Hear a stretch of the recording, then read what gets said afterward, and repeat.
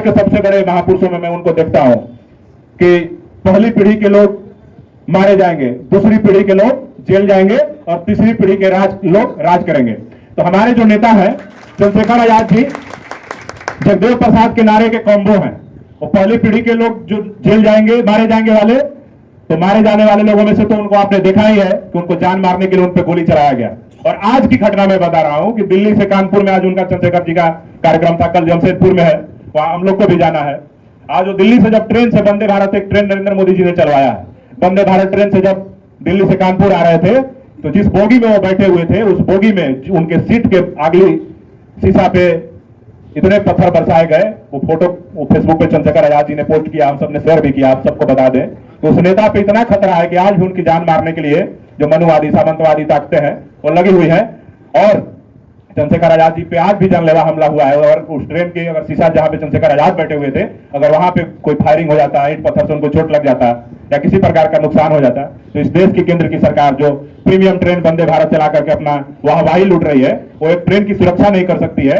और हमारे समाज जो बहुजन समाज का कोहिनूर हीरा है, जिसका नाम चंद्रशेखर आजाद है, जो बहुजन हृदय सम्राट है, जो हमारे देश के बहुजन समाज की युवाओं, माताओं, बहनों के दिलों में राज करता है, वैसे लोगों का अगर नुकसान हो जाए तो इस देश में मैं आज इस मंच के माध्यम से कह देना चाहता हूं कि इस देश की सरकार में बैठे हुए तानाशाह नरेंद्र मोदी जी और गृह मंत्री अमित शाह जी, आप सब लोग कान खोल करके सुन लीजिए। चंद्रशेखर आजाद हमारे समाज का वो नायाब हीरा है। अगर उसके ऊपर खरोच भी आ गई तो इस देश में भीम आर्मी भारत एकता मिशन के जो लाखों कार्यकर्ता, करोड़ों कार्यकर्ता है, वो इस देश के अंदर कोहराम मचा देंगे। और इस देश में जो भी सत्ता में बैठे हुए लोग हैं उनकी कुर्सियां और उनको आवाज खाली करके मुझे लगता है कि भारत छोड़ करके भागना पड़ेगा जब चंद्रशेखर आजाद पे अगर एक भी खरोच आ गया तो। अब सोच लीजिए कि चंद्रशेखर आजाद जगदेव प्रसाद के उस नारे के पहली पीढ़ी के मारे जाने वाले में भी है, गोली खाने वाले में भी है, जेल जाने वाले में भी है और राज करने वाले में भी है। क्योंकि 2024 के लोकसभा चुनाव में इसी बहुजन समाज के लोगों ने उत्तर प्रदेश के नगीना लोकसभा क्षेत्र से उनको चुन करके 1.5 लाख से ज्यादा मतों से चुनाव जिता करके उनको राज करने के लिए देश के सबसे बड़ी अदालत संसद भवन में भेजने का काम किया और उनको सांसद बनाने का काम किया है। और मैं आज ये भी कह देना चाहता हूं कि जिस रफ्तार से भीम आर्मी और चंद्रशेखर आजाद की टीम, आजाद समाज पार्टी कांशीराम इस देश के अंदर काम कर रही है, आने वाले 10 वर्षों के अंदर चंद्रशेखर आजाद एक सांसद है। लेकिन 10 वर्षों के अंदर मुझे ऐसा लगता है कि आप सब ने जिस स्नेह और प्यार के साथ भीम आर्मी आजाद समाज पार्टी का साथ दिया है और लड़ाई में हम सब लोग मजबूती से खड़े रहे हैं, तो आने वाले समय में मुझे लगता है कि चंद्रशेखर आजाद 2027 में उत्तर प्रदेश के मुख्यमंत्री भी हो सकते हैं।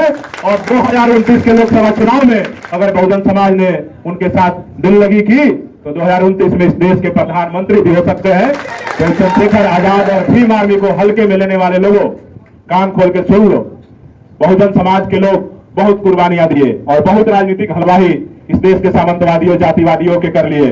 बहुत लोग कंधा बना करके किसी को विधायक, एमपी, राज्यसभा और तमाम पदों पे बना करके मुख्यमंत्री और उप मुख्यमंत्री, प्रधानमंत्री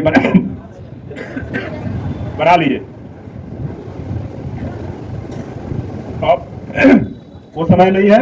हम लोग अब अपना विधायक, अपना सांसद, अपना मुख्यमंत्री, अपना प्रधानमंत्री भी हम लोग अपने वोट से, अपने भाइयों को वोट देकर ही चुनेंगे और अपने लोगों में ना बटेंगे ना कटेंगे, बल्कि हम जुड़ेंगे और जुड़ करके हम लोग जीतेंगे।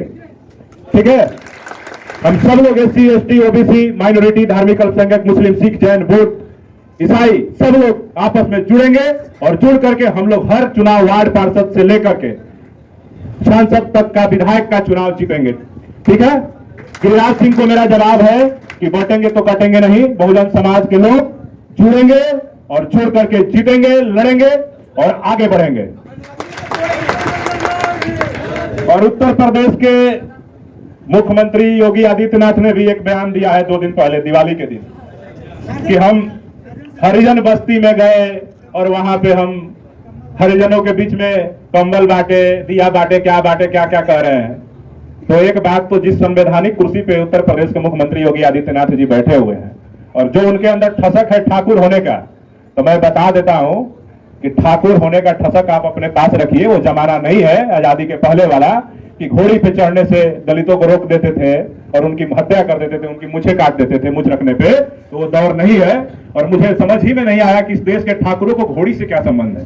घोड़ी एक जानवर है ना, हमको तो लगता है कि ठाकुर लोग घोड़ी को अपनी बहन समझता है, इसलिए दलितों को उस पर चढ़ने नहीं देता है। तो मैं यही कहूंगा कि योगी जी, इस देश की सुप्रीम कोर्ट ने आदेश जारी किया है कि हरिजन शब्द कोई बोलेगा तो उस पर SC ST एक्ट के तहत मुकदमा दर्ज हो जाएगा। लेकिन ये आप संवैधानिक कुर्सी पे बैठ करके संविधान का मजाक उड़ा रहे हैं, सुप्रीम कोर्ट के आदेश का मजाक उड़ा रहे हैं। तो योगी जी, आप कान खोल के सुन लीजिए। इस देश में महात्मा गांधी ने हमको हरिजन, हमारे समाज के हरिजन बोल करके चले गए। तो आप सुन लीजिए, हम भगवान को मानने वाले लोग नहीं हैं। तो हरि के जन वही हुए ना जो भगवान को मानते हैं। तो हम लोग हरिजन नहीं है, क्योंकि हम लोग राम कृष्ण को मानने वाले लोग नहीं है। हरिजन हम नहीं है। हरिजन अगर हम मान लेते हैं कि तुम्हारे शब्दों में हम हरिजन ही है, तो अगर हम भगवान के जन है, तो हमारे देश की एक बड़ी नेता आयरन लेडी मायावती जी ने कहा है कि अगर हम सब SC ST OBC वाले हरिजन है, पिछड़ी जाति है, तो क्या तुम लोग शैतान के जन हो? शैतान के जन हो, शैतान के लोग हो। हम भगवान के लोग हैं, तो क्या तुम शैतान के लोग हो? तो योगी आदित्यनाथ जी, आप अपना दिमाग खोल लीजिए। भगवान के लोग आप होंगे। आप जय श्री राम, अयोध्या, राम मंदिर, द्वारका मंदिर, कृष्ण मंदिर और ज्ञानवापी, पता नहीं क्या क्या आप लोग कर रहे हैं, और इसके नाम पे देश के बहुजन समाज को लड़ाने का काम कर रहे हैं, तोड़ने का काम कर रहे हैं। तो हम SC ST OBC समाज के लोग अपने आप को हरिजन नहीं मानते हैं। हम लोग हरिजन नहीं, हम लोग भीम के जन हैं, बाबा साहब डॉक्टर अंबेडकर के जन हैं, और हम लोग संविधान को मानने वाले लोग हैं। हम लोग किसी भी पोथी, प्रथा, रामायण, गीता और कुरान को मानने वाले लोग नहीं है। हम लोग संविधान के मानने वाले लोग हैं, और हम लोग संवैधानिक रास्ते पे चल करके, बाबा साहब के रास्ते पे चल करके, आजादी के 77 वर्षों में आज बाबा साहब ने जो संविधान के माध्यम से हमें शिक्षा का अधिकार दिया, उस अधिकार का प्रयोग करके आज हम लोग बोलने के काबिल हुए हैं। आज आपकी बराबरी में बैठने के काबिल हुए हैं। आज आपके आंख में आंख डाल करके आपसे सवाल पूछने के काबिल हुए हैं। तो ये सिर्फ और सिर्फ संविधान का देन है, न कि किसी भगवान का देन है। तो हम लोग, योगी जी, कान खोल करके सुन लीजिए। आप हरिजन कहना बंद कर दीजिए, नहीं तो हम लोग आपको शैतान के जन कहेंगे। आपको शैतान के जन कहने में अगर अच्छा लग रहा होगा तो ठीक है, हम लोग भी हरिजन कहना पसंद कर लेंगे। तो हम इस पे ज्यादा नहीं कहेंगे, क्योंकि विवाद हो जाता है, बड़ा बड़ा मसला हो जाता है।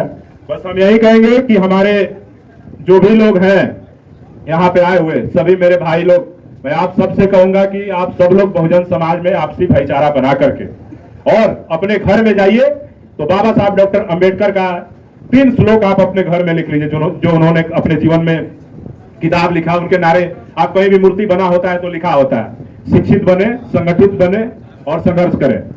तो आप पहले शिक्षित बनिए, उसके बाद संघर्ष करिए, तब जाकर के संगठित हो पाइएगा। ठीक है? तो आप सब लोग बाबा साहब के बताए नारे पे